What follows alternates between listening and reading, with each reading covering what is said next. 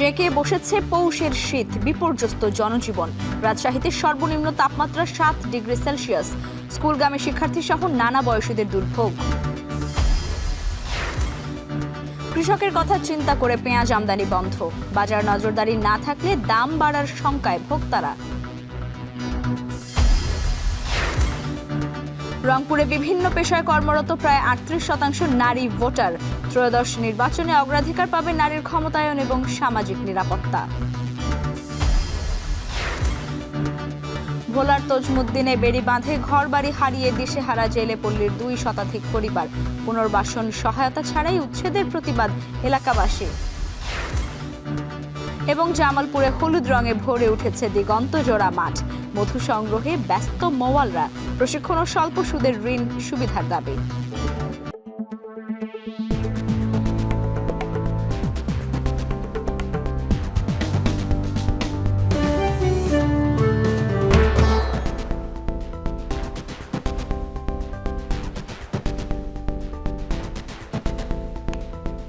স্বাগত। এখন জনপদে পুরো আয়োজন জুড়ে সঙ্গে আছি লাইবা জান্নাত। সারা দেশে জেঁকে বসেছে শীত, ঘন কুয়াশা আর হিমেল হাওয়ায় বিপর্যস্ত হয়ে পড়েছে জনজীবন। দেশের বেশিরভাগ জেলায় তাপমাত্রা ওঠানামা করছে 7 থেকে 10 ডিগ্রি সেলসিয়াসের মধ্যে। সকালে রাজশাহীতে সর্বনিম্ন তাপমাত্রা রেকর্ড করা হয়েছে 7 ডিগ্রি সেলসিয়াস। যশোরে 2 দিন ধরে মিলছে না সূর্যের দেখা। চুয়াডাঙ্গা ও মেহেরপুরে সর্বনিম্ন তাপমাত্রা 7.5 ডিগ্রি সেলসিয়াস। কনকনে ঠান্ডা আর হিমেল বাতাসে সবচেয়ে বেশি দুর্ভোগে খেটে খাওয়া মানুষ। কাজে যেতে পারছেন না অনেকেই। শীতজনিত রোগ নিয়ে হাসপাতালে ভিড় বাড়ছে শিশু এবং বয়স্কদের। এদিকে পাবনায় বইছে মৃদু শৈত্যপ্রবাহ। কুয়াশা আর ঠান্ডায় স্কুলে যেতে ভোগান্তিতে পড়ছে শিক্ষার্থীরা। এছাড়া সিলেট ও কুমিল্লা সহ সারা দেশে কনকনে ঠান্ডায় ব্যাহত হচ্ছে জনজীবন।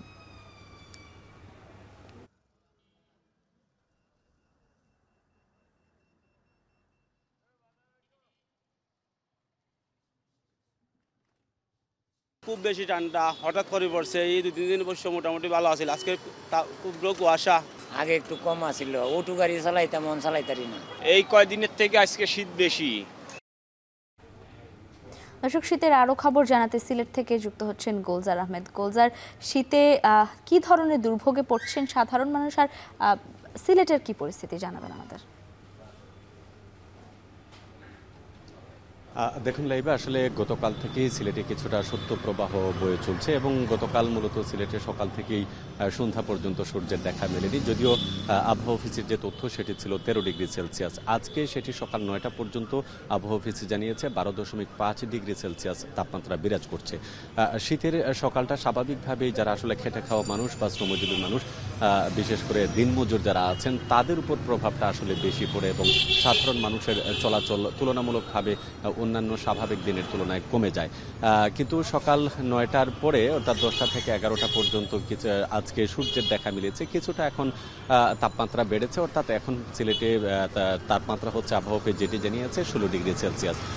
তো আমরা দেখেছি যে এই শীতের কারণে বিশেষ করে শীতের কাপড়ের চাহিদা একদিকে যেমন বেড়েছে, তেমনি শিশু এবং বয়স্ক যারা আছেন তাদের ভোগান্তিটা আসলে বেড়েছে। অর্থাৎ শীতজনিত যে রোগবালাই আছে সেটি প্রকোপ বৃদ্ধি পাচ্ছে। সিলেট আবহাওয়া অফিসের তথ্য অনুসারে যেটি বলছিল, স্বাস্থ্য অধিদপ্তর বলছে বিগত 2-3 দিনে সিলেটের সর্দি কাশি বা ঠান্ডাজনিত যে সকল রোগ আছে সেই রোগের প্রাদুর্ভাব বেশি দেখা যাওয়ায় অনেকটা সরকারি যে হাসপাতালগুলো আছে তারা আসলে হিমশিম খাচ্ছে।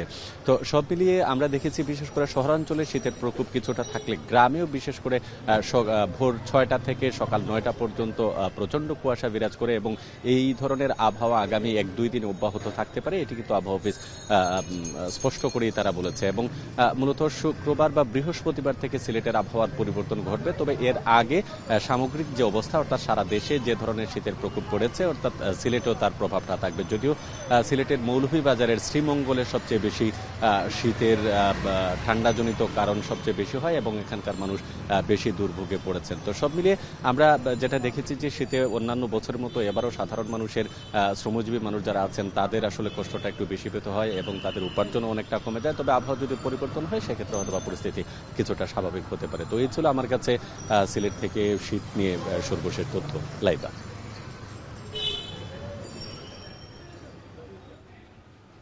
সিলেট থেকে শীতের পরিস্থিতি জানাচ্ছিলেন গোলজার আহমেদ। এবারে ভোটারের ইশতেহার প্রসঙ্গ। সদর,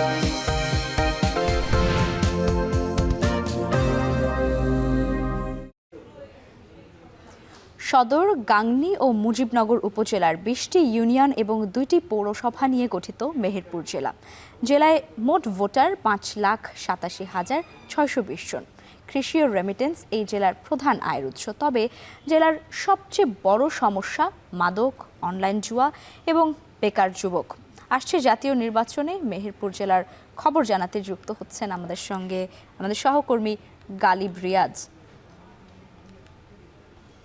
গালিব, ত্রয়োদশ জাতীয় সংসদ নির্বাচন নিয়ে মেহেরপুরের ভোটাররা কি ভাবছেন, আর আরেকটু জানতে চাই যে তাদের প্রধান দাবিগুলো কি কি?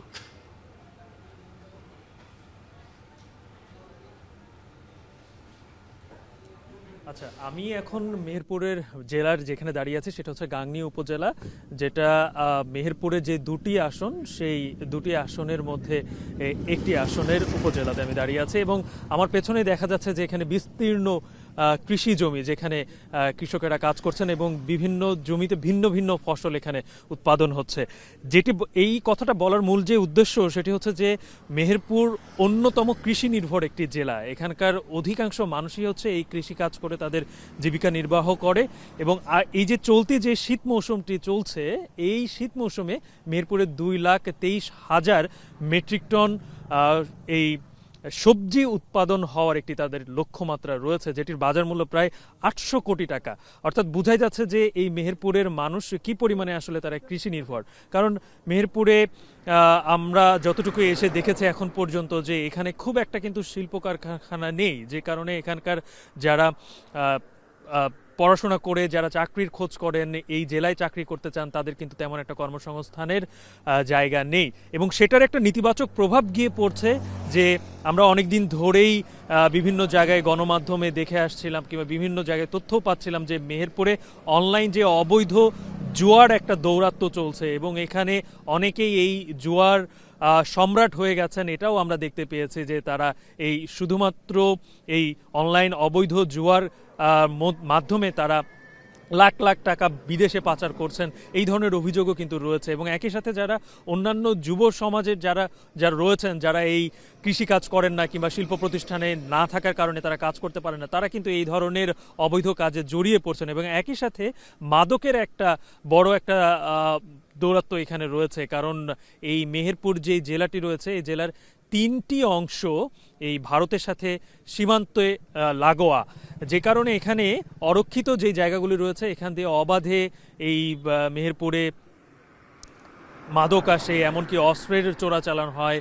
যদিও মেহেরপুরে এসে আমি যতটুকু এই মেহেরপুরে মানুষের সাথে কথা বলেছি, জেনেছি যে এখানে রাজনৈতিক প্রতিহিংসা তেমন একটা নেই কিংবা খুব একটা আইন শৃঙ্খলা পরিস্থিতিরও খুব একটা যে বাজে অবস্থা বলা যাবে সেটাও তেমন একটা নেই। কিন্তু এই বিষয়গুলো আসলে শঙ্কা জাগাচ্ছে আগামী ত্রয়োদশ জাতীয় সংসদ নির্বাচনে যে কতটুকু সুষ্ঠু শান্তিপূর্ণ নির্বাচন এই এলাকায় আসলে হতে পারে।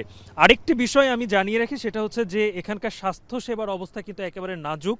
কারণ এখানে যে 250 শয্যার জেনারেল হাসপাতালটি রয়েছে সেখানে চিকিৎসক এবং নার্সের অভাব রয়েছে এবং যদিও এই মেহেরপুরের এই জেনারেল হাসপাতালে বাহিরের কোনো রোগীরা আসেন না, শুধুমাত্র মেহেরপুর জেলায় যেই দুটি উপজেলা রয়েছে গাংনী এবং মেহেরপুর সদর আর যে 20টি ইউনিয়ন রয়েছে, এইখানকার মানুষরাই এখানে মূলত আসেন এবং এই চিকিৎসা নেন।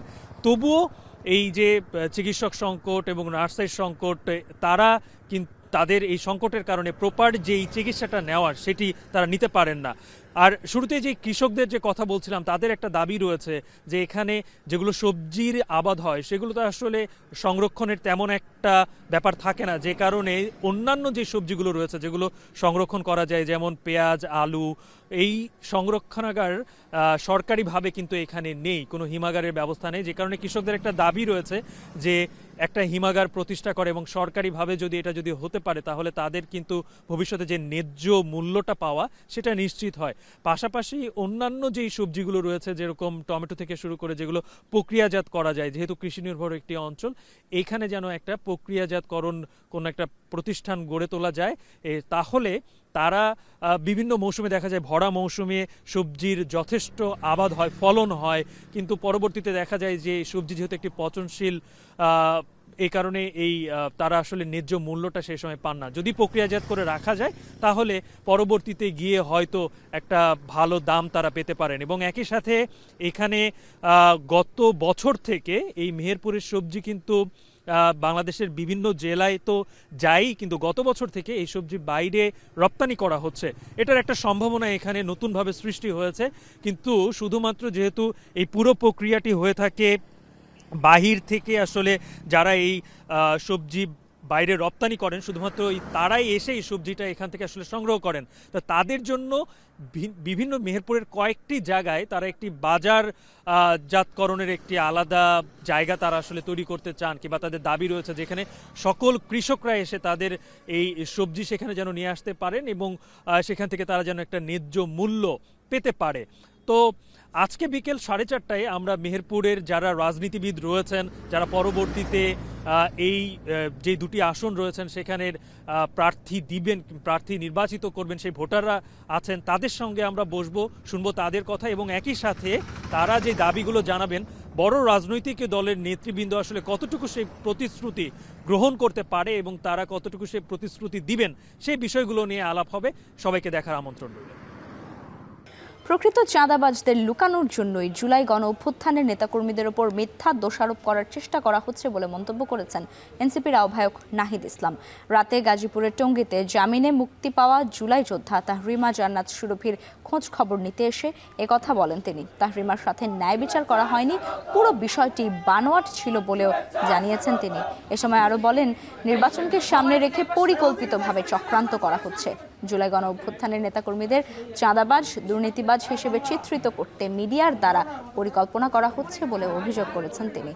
এছাড়া আওয়ামী লীগের অনুপ্রবেশকারীরা পরিস্থিতি ভিন্ন খাতে নেওয়ার চেষ্টা করবে, সেজন্য সব দলকে সতর্ক থাকার পরামর্শ দেন নাহিদ।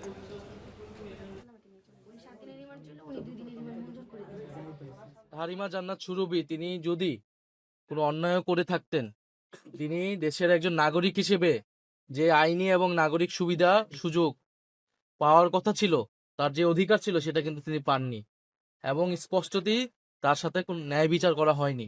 কিছু কিছু মিডিয়া আমাদের জুলাই গণ অভ্যুত্থানের বিভিন্ন চরিত্র নেতাকর্মী বা বিভিন্ন পরিচিত মুখ যারা রয়েছে তাদের চরিত্র হননের চেষ্টা 5ই আগস্টের পরবর্তী সময় থেকেই করছে।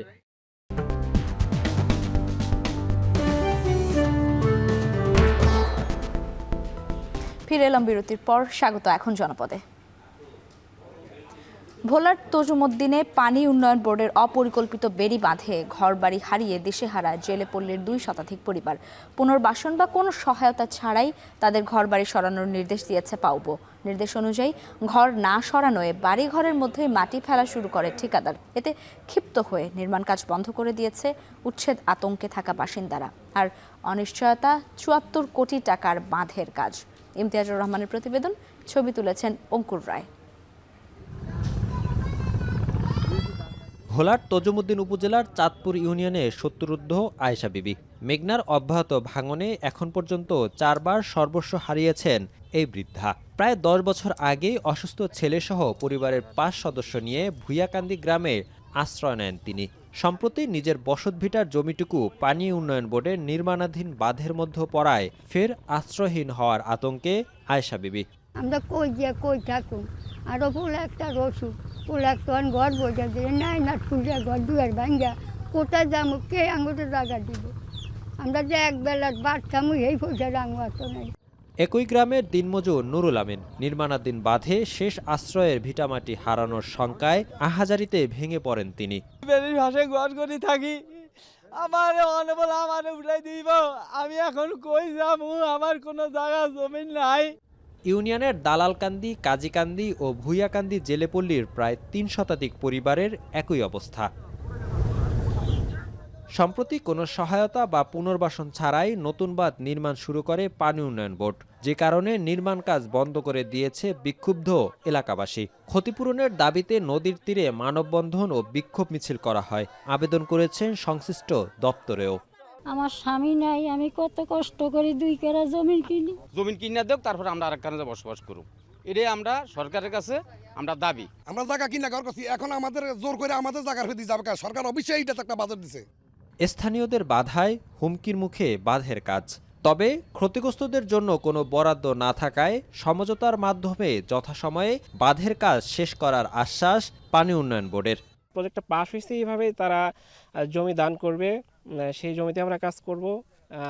লোকাল চেয়ারম্যান তারা প্রতিনিধি ডিও লেটার দিচ্ছে, এমপি ডিও লেটার দিচ্ছে, ডিপি এইভাবে প্রমাণ হয়ে আসছে। আমাদের সুযোগ নেই পূর্ব দিকে সরানোর। জেলা প্রশাসক বলছেন, বিশেষ বিবেচনায় পুনর্বাসনের ব্যবস্থা নেওয়া হবে ক্ষতিগ্রস্তদের। কৃষি খাস জমি বন্দোবস্ত দেওয়ার ক্ষেত্রে তারা একটা অগ্রাধিকার পান। সেরকম কেউ যদি থাকে আমাদের কাছে আবেদন করলে সংশ্লিষ্ট উপজেলার মাধ্যমে উপজেলা কৃষি খাস জমি বন্দোবস্ত যে কমিটি আছে, কমিটির মাধ্যমে যথানিয়মে আবেদন করলে সেগুলো আমরা বিবেচনা করব অগ্রাধিকার ভিত্তিতে। 2023 সালের ডিসেম্বরে 74 কোটি টাকায় বেড়িবাঁধ নির্মাণের উদ্যোগ নেওয়া হয়। কাজ শেষ করার কথা রয়েছে 2026 সালের জুনে। ইমতিয়াজুর রহমান, এখন, ভোলা।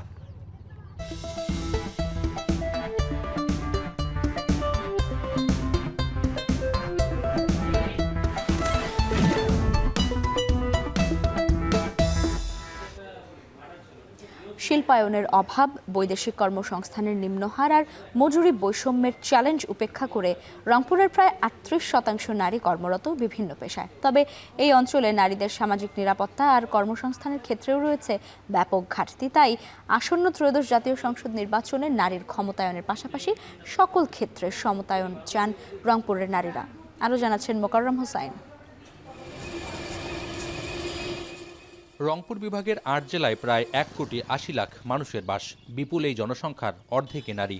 তিস্তা বিধৌত কুড়িগ্রাম, লালমনিরহাট, গাইবান্ধা ও নীলফামারী জেলায় ভোটারের আনুপাতিক হিসেবে নারী পুরুষের সংখ্যাও প্রায় সমান।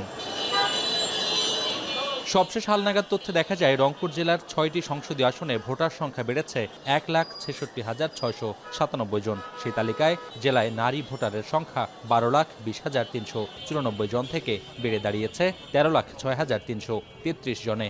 তবে ত্রয়োদশ জাতীয় সংসদ নির্বাচনের ভোটের মাঠের উত্তাপ আর প্রতিশ্রুতির বিপরীতে নারীদের মনে এখনও সামাজিক নিরাপত্তাহীনতার ভয়। জেলে অভ্যুত্থান পরবর্তী বাংলাদেশে নারীদের বিপুল অংশগ্রহণ আশা জাগালেও সময়ের সঙ্গে সঙ্গে সেই স্বপ্ন ফিকে হয়েছে রংপুরের নারীদের। নারীদের নিরাপত্তা যদি নিশ্চিত হতো তাহলে এই যে বিভিন্ন সময় বিভিন্ন ঘটনাগুলো আমরা দেখি যে নারীরা হেনস্থার শিকার, হয়রানির শিকার, ইভটিজিংয়ের শিকার, এই বিষয়গুলো আসলে ঘটতো না। আমি যে কর্মসংস্থানে আসছি এখানে যেন আমাকে সমান অধিকার না দিলেও অন্তত নিরাপত্তাটুকু দেয় যে আমি সুস্থ স্বাভাবিকভাবে আমার পরিবারের কাছে ফিরে যেতে পারবো। এদিকে লড়াই সংগ্রাম থেকে শুরু করে ভোটের মাঠ সব জায়গায় নারীদের অধিকার উপেক্ষিত বলে জানান এই সমাজকর্মী। সংকট সমাধানে রাষ্ট্রীয় দৃষ্টিভঙ্গি পরিবর্তনের পাশাপাশি অধিকার আদায়ে নারীদেরও সচেতনতা দরকার বলে মনে করেন তিনি। যখন প্রয়োজন তখন নারীকে ঠিক লিড পজিশনে আপনি রাখছেন, সেটা সাংস্কৃতিক জায়গাগুলোতে হোক, আমরা গণ অভ্যুত্থানের যে আন্দোলন ছিল সেটাতেও আমরা দেখেছি যে নারীরা সবসময় সামনে, কিন্তু যখনই অধিকারের কথা আসছে, যখনই কোথাও নেতৃত্ব দানের কথা আসছে, সেটা কালচারাল অঙ্গন হোক, আমাদের রাজনৈতিক অঙ্গন হোক কিংবা যে কোনো জায়গায়, নারীদেরকে সেখানে আপনি পাচ্ছেন না। গবেষণা সংস্থা সানেমের জরিপ বলছে রংপুরের কর্মজীবী নারীদের মধ্যে প্রায় 23% কেবল প্রাতিষ্ঠানিকভাবে শিক্ষিত, আর পেশাগতভাবে সবচেয়ে বেশি 53.08% নারী কাজ করেন কৃষি, মৎস্য ও বনজ শিল্পে। তবে নারী অধিকার নিয়ে কাজ করে গণমাধ্যম কর্মী মনে করেন নারীর কর্মসংস্থান হলেও নিশ্চিত হয়নি অর্থনৈতিক স্বাধীনতা। ক্ষমতার পালাবদল হচ্ছে, কিন্তু ক্ষমতায়নের যে জায়গাটা সেখানে আসলে নারীদের অবস্থানটা খুবই নাজুক। টাকা খরচ করার কিন্তু অধিকারটা সেই নারীর নাই, সেই সিদ্ধান্তটাও কিন্তু এখন পর্যন্ত পুরুষ সমাজ নেয়। মুক্তি মানে কি আমি শুধু বাইরে গিয়ে কাজ করলাম, আমি বাইরে যেতে পারছি, এটা মানে কি মুক্তি? রংপুর বিভাগের একমাত্র রপ্তানি প্রক্রিয়াকরণ অঞ্চল উত্তর আইপিজেডে কর্মসংস্থান হয়েছে 30,000 কর্মীর, যার মধ্যে 66%ই নারী। এছাড়া শিক্ষা, সংস্কৃতি, বেসরকারি খাত কিংবা গৃহস্থলীর কাজে নারীর অবদানও নেহায়েত কম নয়। নির্বাচন পরবর্তী বাংলাদেশে ন্যায্যতার ভিত্তিতে নারীদের সব ক্ষেত্রে সমতা, সামাজিক মর্যাদার বাস্তবায়ন হবে, এমনটাই প্রত্যাশা রংপুরের নারী ভোটারদের। মোকাররম হোসাইন, এখন, রংপুর। চট্টগ্রামের রাউজানে জানে আলম শিকদার নামে এক যুবদল কর্মীকে গুলি করে হত্যার ঘটনায় এখনও মামলা হয়নি। এদিকে নির্বাচনের আগে আবারও গুলি ও হত্যাকাণ্ডের ঘটনায় এলাকায় আতঙ্ক বিরাজ করছে। স্থানীয়রা জানায়, সোমবার রাত 8টার দিকে উপজেলার পূর্ব গুজরা এলাকা দিয়ে হেঁটে আসছিলেন তিনি। এ সময় মোটরসাইকেল থেকে দুর্বৃত্তরা তাকে গুলি করে পালিয়ে যায়। পরে তাকে উদ্ধার করে চট্টগ্রাম শহরের বেসরকারি একটি হাসপাতালে নেয়ার পথেই মৃত্যু হয়। নিহত জানে আলম শিকদার রাউজান উপজেলা যুব দলের সাবেক সদস্য ছিলেন। এছাড়াও তিনি রাউজানের বিএনপির মনোনীত প্রার্থী গিয়াসউদ্দিন কাদের চৌধুরীর অনুসারী ছিলেন। এই ঘটনায় এখনও পর্যন্ত কাউকে আটক করতে পারেনি পুলিশ।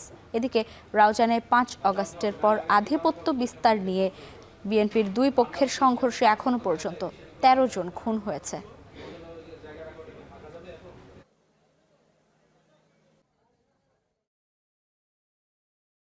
যশোরে এক যুবককে গুলি করে হত্যা করেছে দুর্বৃত্তরা। সোমবার সন্ধ্যা 6টার দিকে জেলার মনিরামপুর উপজেলার কপালিয়া বাজার এলাকায় এই ঘটনা ঘটে। নিহত যুবক রানা প্রতাপ বৈরাগী কেশবপুর উপজেলার বাসিন্দা। প্রত্যক্ষদর্শীরা জানায়, কপালিয়া বাজারে কয়েকজন ব্যক্তি রানা প্রতাপকে লক্ষ্য করে গুলি চালায়। এতে গুরুতর আহত হয়ে ঘটনাস্থলেই তার মৃত্যু হয়। ঘটনার পরপরই এলাকায় ছড়িয়ে পড়ে আতঙ্ক। খবর পেয়ে পুলিশ ঘটনাস্থলে গিয়ে মরদেহ উদ্ধার করে। হত্যার কারণ এবং জড়িতদের পরিচয় জানতে তদন্ত করছে পুলিশ।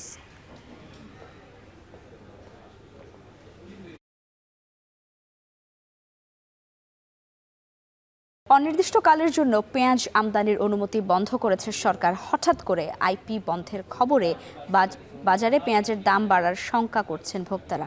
এ বিষয়ে জানাতে হিলি স্থলবন্দর থেকে যুক্ত হচ্ছেন সোহেল রানা এবং সাতক্ষীরার পাইকারি বাজার থেকে আছেন হাসান রাজীব। শুরুতে যাচ্ছি হিলিতে সোহেল রানার কাছে। সোহেল, আইপির পেঁয়াজ আমদানির কারণে বাজারে পেঁয়াজের দামে কি ধরনের প্রভাব পড়ছে জানান আমাদের। লাইবা, এখন পর্যন্ত আইপি বন্ধের যে প্রভাব সেটি বাজারে পড়েনি। আমাদের হিলির যে স্থলবন্দর এবং পাইকারি রয়েছে সেখানে আমরা এর প্রভাব পড়তে দেখিনি। এখন পর্যন্ত ভারতীয় যে পেঁয়াজটি রয়েছে সেটি বিক্রি হচ্ছে 40 টাকা কেজি দরে এবং দেশি যে পেঁয়াজটি রয়েছে মুড়ি কাটা সেটি বিক্রি হচ্ছে 45 টাকা কেজি দরে। অর্থাৎ বাজার কিন্তু আগের মতোই রয়েছে। তবে হঠাৎ করে গতকাল অনির্দিষ্টকালের জন্য কিন্তু পেঁয়াজের যে আমদানির অনুমতি সেটি বন্ধ করে দিয়েছে সরকার। বিশেষ করে দেশে যেহেতু দেশীয় পেঁয়াজের সরবরাহটা শুরু হয়ে গেছে ইতিমধ্যে, দেশীয় কৃষকের স্বার্থের কথা চিন্তা করে সরকার কিন্তু আবার সিদ্ধান্ত নিয়েছে বলে কিন্তু আমরা সংশ্লিষ্ট কর্তৃপক্ষের কাছ থেকে জানতে পেরেছি। এবং যেটি ব্যবসায়ীরা বলছেন যে আসলে হঠাৎ করে এই বন্ধের ফলে যেটি সমস্যা হবে, যে হঠাৎ করে বন্ধের ফলে যারা অসাধু ব্যবসায়ী রয়েছে তারা কিন্তু একটা সুযোগ নিবে এবং সিন্ডিকেট করে হয়তো দামটি বাড়িয়ে দিতে পারে। সেজন্য কিন্তু প্রশাসনের নজরদারির দরকার। আসলে কি পরিমাণ ভারত থেকে পেঁয়াজ আমদানি হলো, সেটি বাজারজাত কতটুকু হয়েছে এবং কতটুকু গুদামজাত রয়েছে বা গুদামে রয়েছে, সেটি কিন্তু নজরদারি প্রশাসনের পক্ষ থেকে করা দরকার। তাহলে হয়তো বাজারে দাম বাড়াতে সংখ্যাটি রয়েছে সেটি কিন্তু কিছুটা নিয়ন্ত্রণে রাখা সম্ভব বলে কিন্তু তারা বলছেন। এখন পর্যন্ত এই বন্দর দিয়ে 7 ডিসেম্বর থেকে এখন পর্যন্ত প্রায় 9000 মেট্রিক টনের মতন ভারত থেকে পেঁয়াজ আমদানি হয়েছে এবং এই আমদানিকৃত পেঁয়াজগুলো হিলি স্থলবন্দরের যে পাইকারি বাজার রয়েছে এবং দেশের বিভিন্ন স্থানে কিন্তু আমদানিকারকরা বিক্রি করেছেন আমরা যেটি দেখেছি। আরেকটি বিষয় সেটি হচ্ছে যে আইপির যে বন্ধ রয়েছে তারপরেও কিন্তু পেঁয়াজ আসার একটা সম্ভাবনা রয়েছে। সেটি হচ্ছে আগের যে আইপি গুলো রয়েছে, যারা আমদানিকারক অনুমতি পেয়েছে আইপি, সেটি কিন্তু পেঁয়াজ আসবে সেটি আগামী 30শে জানুয়ারি পর্যন্ত। যদি কারো অনুমোদন থেকে থাকে তারা কিন্তু ভারত থেকে সেই পেঁয়াজগুলো 30শে জানুয়ারি পর্যন্ত এই বন্দরে আমদানি করতে পারবে। ফলে বাজারে যদিও দাম বাড়ার সম্ভাবনা নেই, তবে সিন্ডিকেট যেহেতু সুযোগ নিতে না পারে অসাধু ব্যবসায়ীরা, সেই নজরটি কিন্তু রাখতে হবে। তাহলে বাজার কিন্তু নিয়ন্ত্রণে থাকবে বলে কিন্তু ব্যবসায়ীরা বলছেন। তো এখন পর্যন্ত বলা চলে যে আইপি যে অনুমোদন সরকার বন্ধ করে দিয়েছে তার প্রভাব কিন্তু বাজারে পড়েনি। আমরা 2-1 দিন পর বলতে পারবো আসলে কি ধরনের প্রভাবটা পড়ছে এবং সেটি কৃত্রিম কি সিন্ডিকেট করা সেটি আমরা বুঝতে পারবো। লাইবা, এবারে চলে যেতে চাই রাজীবের কাছে। রাজীব, আমদানি বন্ধ হয় পেঁয়াজের বাজারে কি ধরনের প্রভাব পড়েছে জানাবেন, আর একটু জানাবেন যে ব্যবসায়ীরা কি বলছে এই ব্যাপারে। সাতক্ষীরার খুচরা যে বাজার রয়েছে এই বাজারে কিন্তু পেঁয়াজের দাম খুব একটা বাড়েনি। তবে ভোমরা স্থলবন্দরে যে সমস্ত পাইকারি আড়তগুলো রয়েছে সেখানে কিন্তু প্রতি কেজি পেঁয়াজের দাম ভারতীয় যে আমদানিকৃত পেঁয়াজ সেটি কিন্তু 5 থেকে 10 টাকা পর্যন্ত বেড়েছে বলে ব্যবসায়ীরা আমাদেরকে বলছেন। মূলত এই গত কয়েকদিন আগে হঠাৎ করে তারা জানিয়েছেন যে ভারত থেকে পেঁয়াজ আমদানির ক্ষেত্রে জটিলতা হচ্ছিল আইপি পেতে। সেটি গতকালকে তারা জানিয়েছে যে পেঁয়াজের আইপি পুরোপুরি বন্ধ রাখা হয়েছে, নতুন করে কোনো আইপি অনুমোদন দেওয়া হচ্ছে না। যার ফলে যারা আমদানিকারক রয়েছেন তারা কিন্তু তাদের যে আগের যে আইপিগুলো নেওয়া ছিল সেই আইপির পেঁয়াজগুলো এখন তারা বন্দর দিয়ে তারা নিয়ে আসছেন। গতকাল সাতক্ষীরার ভোমরা স্থলবন্দরে মোট 54 ট্রাক পেঁয়াজ কিন্তু প্রবেশ করেছে। আজকে ব্যবসায়ীরা আমাদেরকে জানিয়েছেন যারা আমদানিকারক রয়েছেন তারা বলছেন ভোমরার ওপারে যে ঘোজাডাঙ্গা বন্দর রয়েছে সেই ঘোজাডাঙ্গা বন্দরে এখনো প্রায় 50 থেকে 60 ট্রাক পেঁয়াজ অপেক্ষমান রয়েছে, যেগুলো আজকে সন্ধ্যার মধ্যে কিন্তু ভোমরা বন্দরে প্রবেশ করবে। এবং এই বাজারের আমি যদি কথা বলি, সাতক্ষীরা পাইকারি যে বাজার রয়েছে সুলতানপুর বড় বাজার, সেই বাজারে কিন্তু বর্তমানে প্রতি কেজি ভারতীয় পেঁয়াজ বিক্রি হচ্ছে 50 থেকে বা 55 টাকা কেজিতে। এছাড়া দেশীয় যে পেঁয়াজ রয়েছে সেটি বিক্রি হচ্ছে 40 থেকে 45 টাকা কেজিতে। তবে এখানকার ব্যবসায়ীরা বলছেন এখনও পুরোপুরি প্রভাবটি আসলে পড়েনি। যদি ভারতীয় পেঁয়াজ এই বাজারে আসতে দেরি হয় সেক্ষেত্রে কিন্তু দাম বেড়ে যাবে। একই সাথে দেশীয় পেঁয়াজের বাজারও কিন্তু এখন বেশ চড়া, কারণ দেশীয় পেঁয়াজগুলো নতুন পেঁয়াজ এখন বাজারে উঠতে শুরু করেছে, যে কারণে এখনও পুরোপুরি দেশীয় বাজারে পেঁয়াজের যে দাম সেটি এখন কমবে না।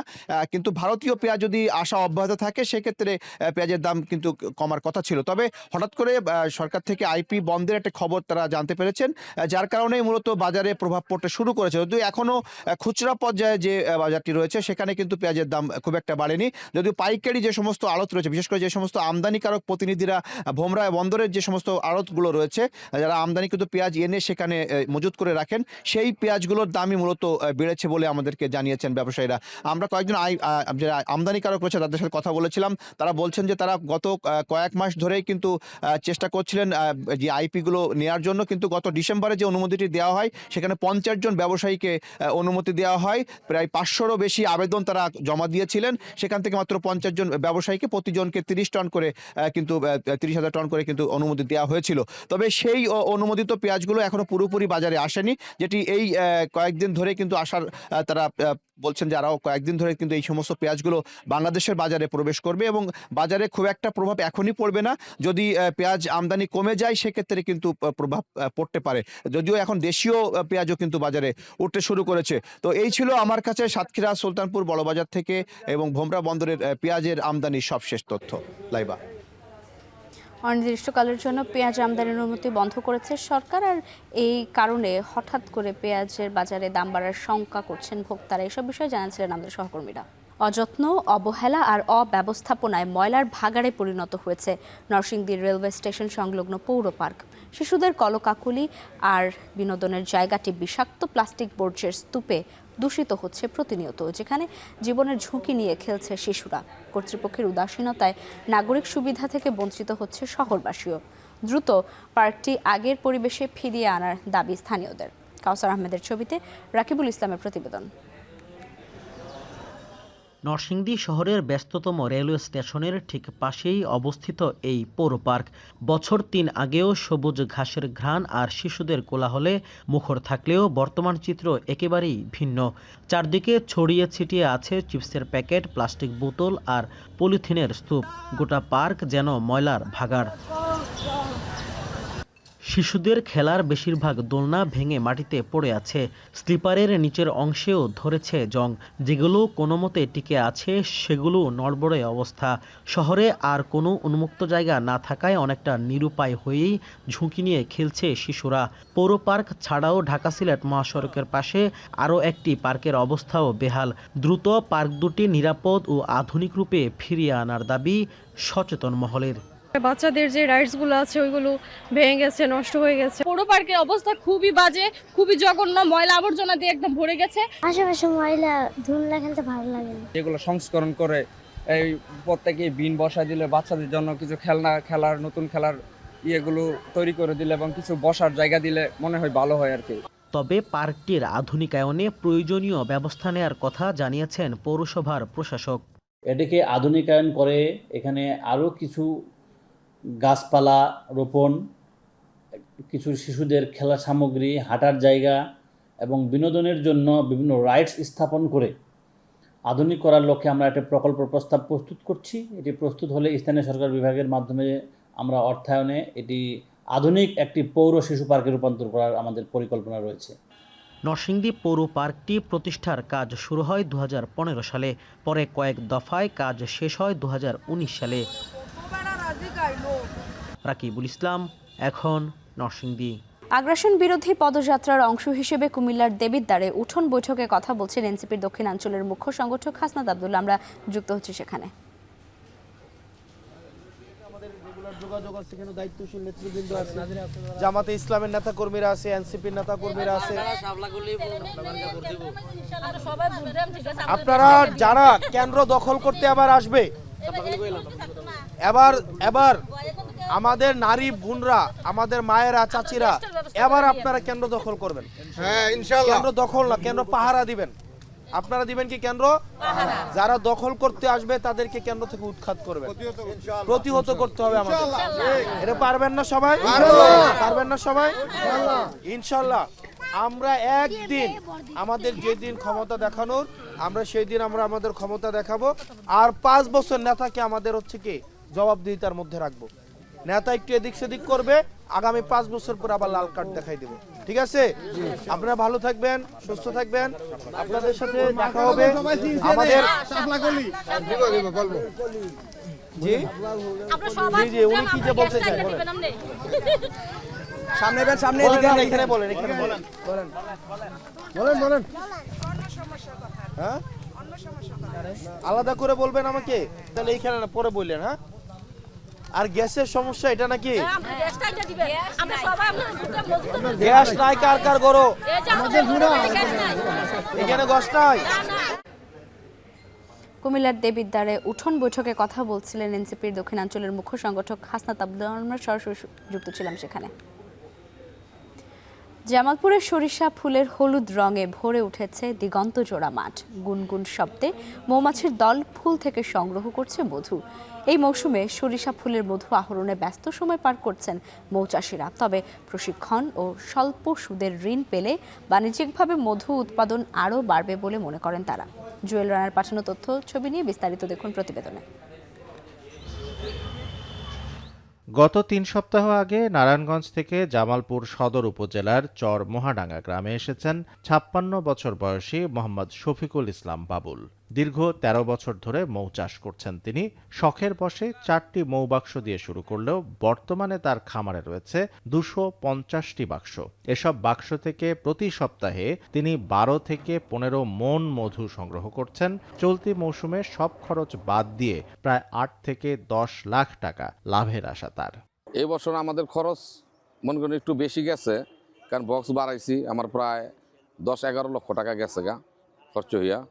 তো সমস্ত খরচপাতি দিয়ে আল্লাহর রহমতে দেখা গেছে আমার প্রায় 10 থেকে 15 লক্ষ টাকা লাভ থাকবে। সরিষা ক্ষেতের পাশে সারি সারি মৌবাক্সে প্রতিটি বাক্সে রয়েছে প্রায় 45 থেকে 50 হাজার মৌমাছি।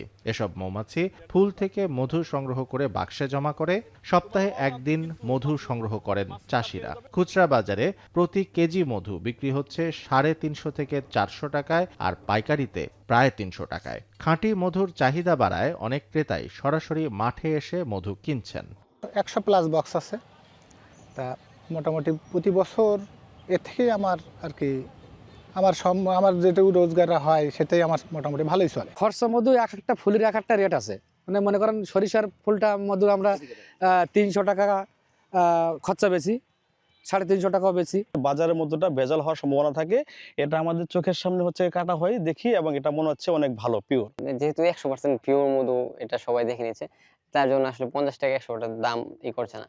কৃষি বিভাগ জানায় এবছর জামালপুরে 40,982 হেক্টর জমিতে সরিষা আবাদ হয়েছে। মাঠে স্থাপন করা হয়েছে প্রায় 3,500 মৌবাক্স। এসব বাক্স থেকে প্রায় 60 থেকে 70 টন মধু সংগ্রহের সম্ভাবনা রয়েছে, যার বাজার মূল্য প্রায় 80 থেকে 85 কোটি টাকা। কৃষির সাথে যারা সম্পৃক্ত তাদেরকেও যদি আমরা সচেতন করতে পারি এবং খামারিদেরকে যদি আমরা মাঠে যথাযথভাবে বসাইতে পারি, তাহলে আমাদের কৃষি উৎপাদন 25 থেকে 35% বৃদ্ধি পাবে। ওয়েদার কন্ডিশন ভালো, আমাদের সরিষাটাও আমরা মোটামুটি সঠিক সময়ে লাগাতে পেরেছি। এজন্য আমরা আশা করছি যে আমাদের মধুর ফলন বা মধু যে আমরা নিষ্কাশন করব এটার পরিমাণও আমাদের আশানুরূপ হবে, এবং অন্যান্য বছরের তুলনায় ইনশাআল্লাহ এবার আমরা মধুর ফলনটা অনেক বেশি পাবো। সরিষার হলুদ মাঠকে ঘিরেই দেশে বাণিজ্যিক মধু উৎপাদনে নতুন সম্ভাবনার দুয়ার খুলবে, এমনটাই প্রত্যাশা সংশ্লিষ্টদের। শামসুল আরেফিন, এখন জামালপুর। শেষ করছি এখন জনপদে, তবে তার আগে শিরোনামগুলো জানিয়ে দিচ্ছি আরও একবার। জেঁকে বসেছে পৌষের শীত, বিপর্যস্ত জনজীবন। রাজশাহীতে সর্বনিম্ন তাপমাত্রা 7 ডিগ্রি সেলসিয়াস। স্কুলগামী শিক্ষার্থী সহ নানা বয়সীদের দুর্ভোগ। কৃষকের কথা চিন্তা করে পেঁয়াজ আমদানি বন্ধ। বাজার নজরদারি না থাকলে দাম বাড়ার শঙ্কায় ভোক্তারা।